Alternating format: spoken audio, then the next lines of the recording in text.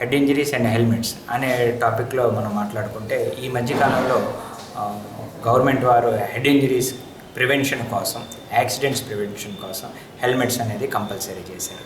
కానీ ఈ హెల్మెట్స్ని వాళ్ళు కంపల్సరీ చేసే కంటే మనంతటా మనమే హెల్మెట్స్ వాడుకుంటే చాలా బెటర్.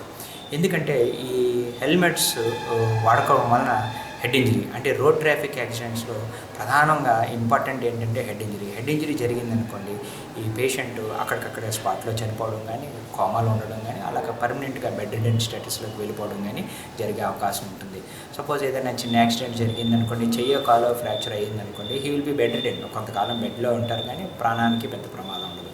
అదే హెడ్ ఇంజరీ జరిగిందనుకోండి, తను ప్రాణాలు కోల్పోయి లేకపోతే కోమాలోకి వెళ్ళిపోయి ఫ్యామిలీకి చాలా బర్డెన్కి, చాలా బాధ కలిగించవచ్చు, ఫైనాన్షియల్గా చాలా బర్డెన్ కలగవచ్చు.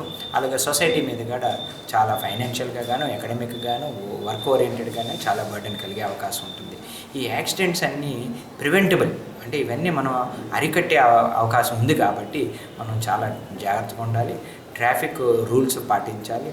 తర్వాత మనం తీసుకోవాల్సిన జాగ్రత్తలు చాలా ఇంపార్టెంట్, అందులో హెల్మెట్ అనేది చాలా ఇంపార్టెంట్. ఈ హెల్మెట్ మనం పెట్టుకోవడం వల్ల ఈ ఇంపార్టెంట్ అయిన బ్రెయిన్ అనేది మనం ప్రొటెక్ట్ చేయగలిగితే యాక్సిడెంట్స్ ప్రివెంట్ అయ్యి డెత్ ప్రివెంట్ చేయగలుగుతాం. ఇప్పుడు 100 యాక్సిడెంట్లు జరిగి అందులో ఒక్క పేషెంట్ బ్రతికారనుకోండి, 1% అవ్వచ్చు, కానీ ఆ 1% విల్ బి 100% ది ఫ్యామిలీ.